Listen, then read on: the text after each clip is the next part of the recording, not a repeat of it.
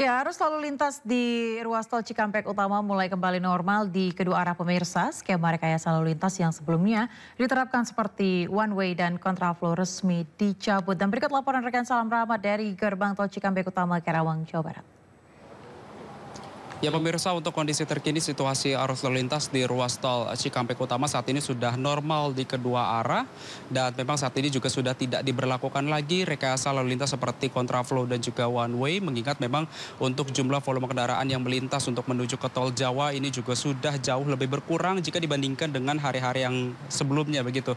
Karena memang untuk puncak arus mudik sendiri ini sudah terjadi pada 28 Maret yang lalu, yang bahkan hingga saat ini tercatat hanya ada sebanyak kurang lebih 33.000 kendaraan yang menuju ke tol Jawa. Jumlah ini jauh berkurang jika kita bandingkan pada hari kemarin yang memang volume kendaraan, intensitas kendaraan ini tercatat sebanyak kurang lebih 94.000 kendaraan yang melintas untuk menuju ke tol Jawa maupun juga Bandung. Dan dari pihak Korlantas Polri maupun juga PT Jasa Marga saat ini memberlakukan ataupun juga mempersiapkan mitigasi arus balik Lebaran yang rencananya ini akan terjadi pada puncaknya pada tanggal 6 dan juga 7 April mendatang. Dan dari pihak PT Jasa Marga ini memberikan diskon tarif tol sebesar 20% yang akan berlaku pada tanggal 3 dan juga 4 April serta di tanggal 8 dan juga 9 April mendatang. Dari Karawang, Jawa Barat, Salam Rahmat, Indra Okta dan di Bernadi, iNews melaporkan.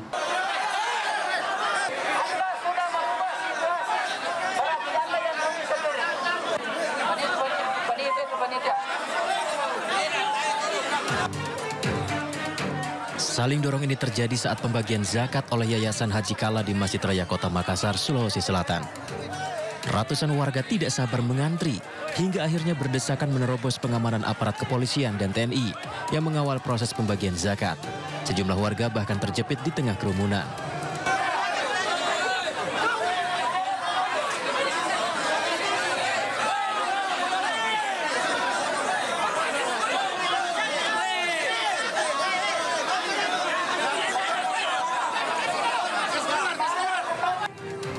Panitia menghentikan pembagian zakat sementara di pihak laki-laki lantaran warga terus berdesakan. Menurut panitia, dalam pembagian zakat ini pihak Yayasan Haji Kala menyiapkan 2.000 lebih amplop sedekah berisi uang Rp150.000 untuk dibagikan kepada warga yang membutuhkan. Saat situasi kondusif, pembagian zakat dilanjutkan. Pembagian zakat ini juga mendapat pengawalan ketat dari kepolisian.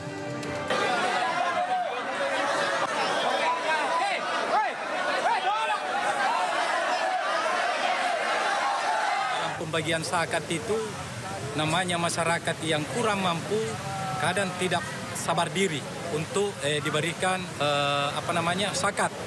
Makanya dari panitia Amalia Ramadan dari Masjid Raya atau dari Fatimah Kalla meminta kepada Bapak Kapolres Sabes untuk membackup jalannya dengan pembagian zakat ini supaya sama-sama kita tidak ada korban daripada pembagian itu. Pembagian zakat dari Yayasan Haji Kala di Masjid Raya Makassar ini memang rutin dilakukan setiap tahunnya. Dari Makassar, Leo Muhammad Nur, iNews melaporkan.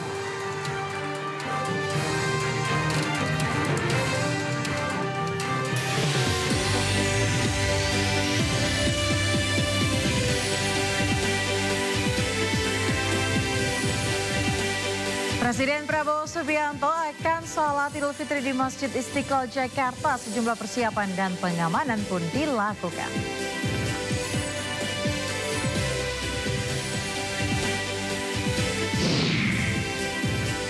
Sehari jelang Lebaran, sistem satu arah nasional yang dimulai dari kilometer 70 tol Cikatama hingga kilometer 414 tol Kalikangkung resmi ditutup.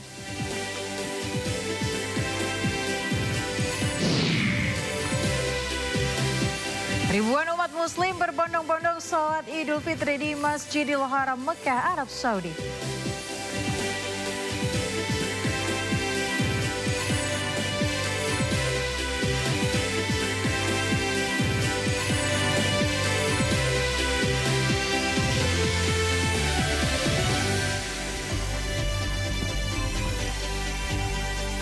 Halo, selamat malam pemirsa. Pemirsa, Sindo Malam hadir dengan beragam informasi terkini tanah air serta mancanegara.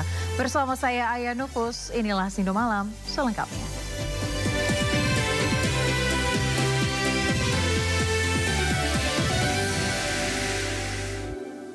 Kita ke informasi pertama, pemirsa. Sejumlah warga berdesakan untuk mendapatkan zakat fitrah oleh Pemprov Jawa Timur dan zakat mal dari Gubernur Jawa Timur Khofifah Indar Parawansa. Namun sejumlah warga kecewa karena tak mendapatkan zakat fitrah dan zakat mal.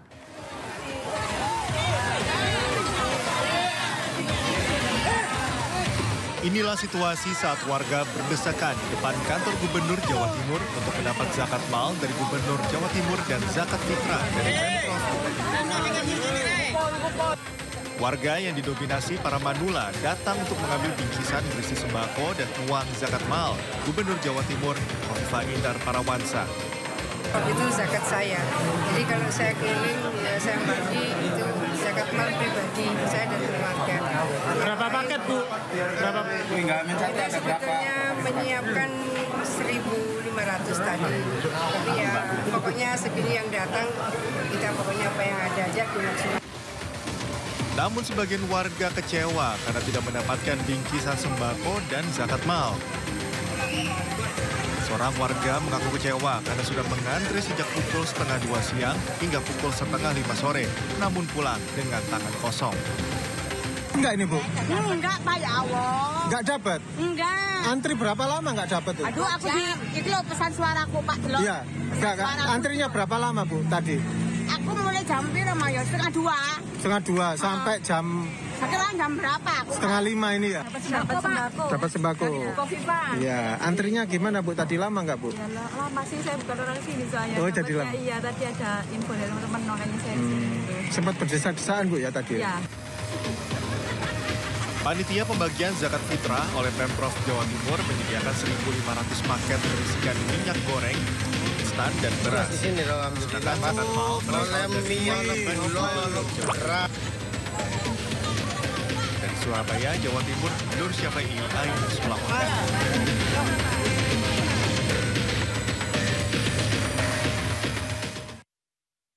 Menyambut Idul Fitri 1 Syawal 1446 Hijriah, Masjid Istiqlal Jakarta akan menyelenggarakan salat Idul Fitri.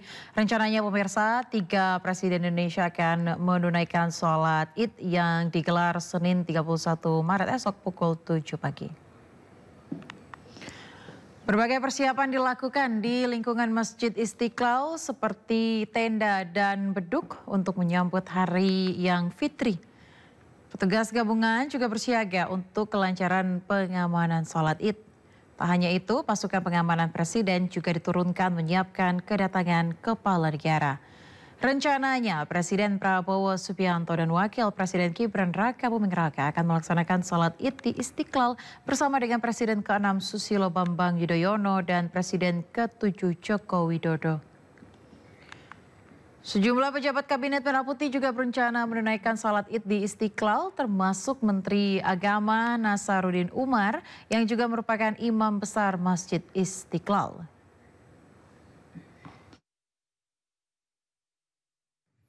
Besok insya Allah 1 Syawal 1446 Hijriah, Bapak Presiden Republik Indonesia Prabowo Subianto akan menunaikan sholat Idul Fitri di Masjid Istiqlal. Setelah sholat Idul Fitri selesai, beliau akan menuju Istana Merdeka untuk melaksanakan acara gelar geria.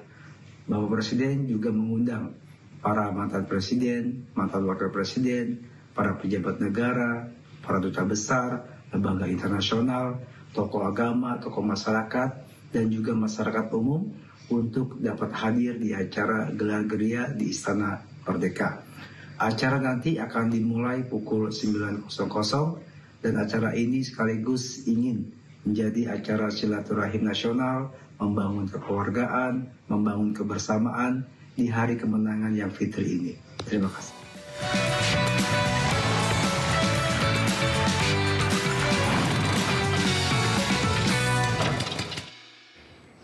Ya pemirsa, kita beralih ke informasi lainnya. Kakor Lantas Polri Irjen Pol Agus Suryonugroho bersama Menteri Perhubungan Dudi Purwagandi secara resmi menutup pelaksanaan sistem satu arah nasional yang dimulai dari kilometer 70 tol Cikatama hingga kilometer 414 tol Kali Kangkung.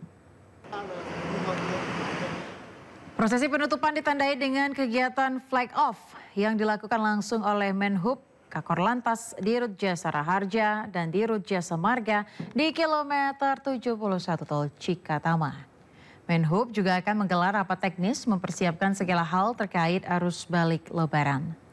Sementara Kakor Lantas menegaskan kondisi lalu lintas terkendali dengan baik. Meskipun pelaksanaan one way mudik telah selesai, pihaknya bersama Menhub, Dirut Jasa Marga, dan Dirut Jasa Raharja kini fokus pada persiapan arus balik.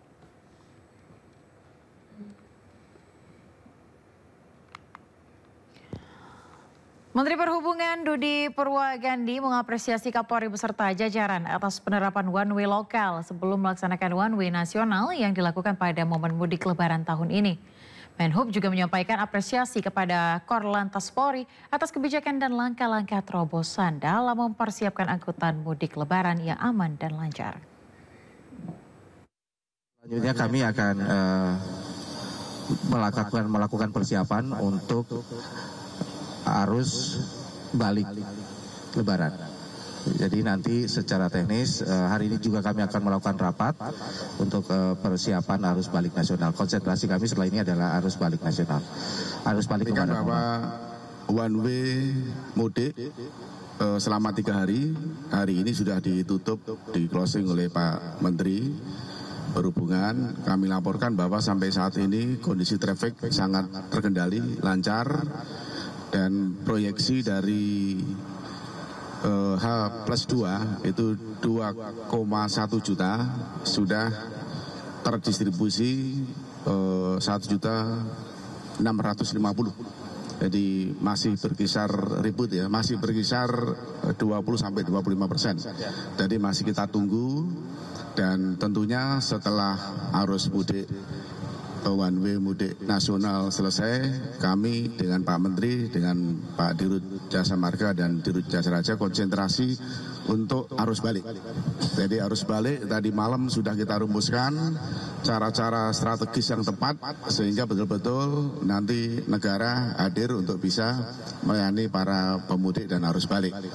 Jadi atas izin Bapak Kapolri, hari ini Pak Menteri Perhubungan dan kami dampingi one way nasional arus mudik dinyatakan selesai. Ya, arus lalu lintas di ruas tol Cikampek Utama mulai kembali normal di kedua arah pemirsa. Skema rekayasa lalu lintas yang sebelumnya diterapkan seperti one way dan kontraflow resmi dicabut. Dan berikut laporan rekan Salam Rahmat dari gerbang tol Cikampek Utama, Karawang, Jawa Barat. Ya pemirsa, untuk kondisi terkini situasi arus lalu lintas di ruas tol Cikampek Utama saat ini sudah normal di kedua arah. Dan memang saat ini juga sudah tidak diberlakukan lagi rekayasa lalu lintas seperti kontraflow dan juga one way. Mengingat memang untuk jumlah volume kendaraan yang melintas untuk menuju ke tol Jawa ini juga sudah jauh lebih berkurang jika dibandingkan dengan hari-hari yang sebelumnya begitu. Karena memang untuk puncak arus mudik sendiri ini sudah terjadi pada 28 Maret yang lalu, yang bahkan hingga saat ini tercatat hanya ada sebanyak kurang lebih 33.000 kendaraan yang menuju ke tol Jawa. Jumlah ini jauh berkurang jika kita bandingkan pada hari kemarin yang memang volume kendaraan, intensitas kendaraan ini tercatat sebanyak kurang lebih 94.000 kendaraan yang melintas untuk menuju ke tol Jawa maupun juga Bandung.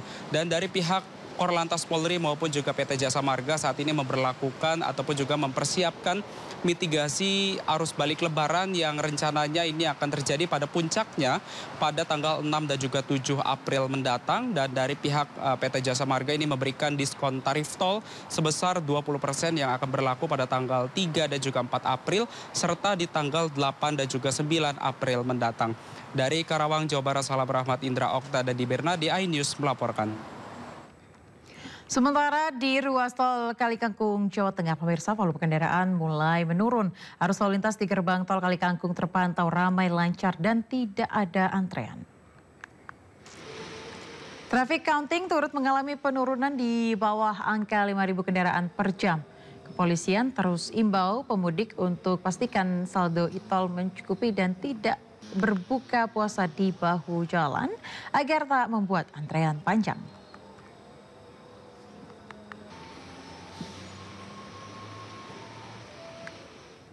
Satu hari jelang Lebaran, pemirsa, calon penumpang masih memadati stasiun Pasar Senen, Jakarta.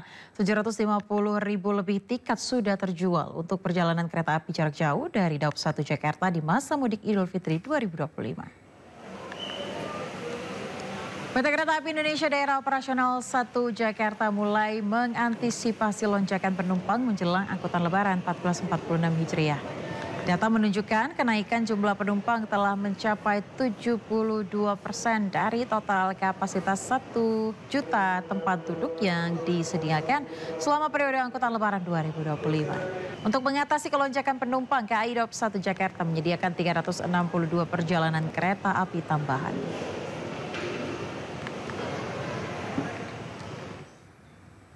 Sementara itu di Pelabuhan Merak, Cilegon, Banten, antrean mobil yang akan menyeberang di Bakauheni masih memadati kantong parkir. Ratusan mobil pemudik terlihat antri menunggu giliran masuk ke dalam kapal. Meski demikian, situasi di pelabuhan masih terpantau lancar. Kita menjadi saksi sejarah ya. Ini salah satu pengaturan mudik terlancar setidaknya sejak tahun 2000. Jadi saya ini perantau dari Lampung sejak tahun 2000 sampai sekarang ya. Tiap mudik ini salah satu yang terlancar adalah tahun ini ya. Jadi kita tadi dari Jakarta cuma 1 jaman ya sampai di sini, luar biasa, dan sampai di sini bagus. Saya juga pantau kemarin dengan Pak Kakor Lantas ya. Bukan hanya di Merak rupanya ya, bukan hanya di wilayah Banten, hampir di seluruh Indonesia mudik tahun ini lancar jaya. Ya, khusus untuk di Banten kami ucapkan terima kasih kepada Pak Kapolda, Pak Dirut ASDP, ini alumni Komisi 3 nih Pak Dirut nih. Pak Wakapolda juga rekan kami, Pak Kapolres Cilegon, Pak Kapolsek yang mengatur luar biasa. Saya pantau dari beberapa hari kemarin di Merak ini sangat-sangat lancar sekali. Semoga sampai besok akan terus lancar dan minim kecelakaan. Sampai juga nanti arus balik juga kembali lancar. Mungkin itu. Ya, tahun-tahun berikutnya ini juga harus minimal bertahan seperti ini dan kalau bisa terus meningkat. Ya pemirsa, gelombang pasang dan angin kencang berpotensi terjadi di wilayah penyeberangan Merak Bakauheni sehari jelang Idul Fitri atau hari ini. Potensi angin kencang terjadi pada sore hingga malam hari. Kepala Badan Meteorologi, Klimatologi, dan Geofisika BMKG, Dwi Korita Karnawati, menjelaskan potensi angin kencang dengan kecepatan hingga 20 knot berpotensi terjadi H-1 Lebaran di wilayah penyeberangan Merak Bakauheni. Dampaknya kapal yang berlabuh mengalami goyangan lebih kuat akibat gelombang laut yang mencapai 2,5 meter. BMKG telah berkoordinasi dengan pihak pengelola pelabuhan Kementerian Perhubungan serta kepolisian untuk mengantisipasi dampak pasang maksimum terhadap arus mudik. Jadi memang kami sudah memberikan peringatan dini untuk potensi angin kencang dan gelombang tinggi sejak peringatan dini dikeluarkan mungkin tiga hari yang lalu ya. 3 hari yang lalu. Dan sekarang semakin meningkat karena hal tersebut diakibatkan adanya badai tropis atau siklon tropis Courtney.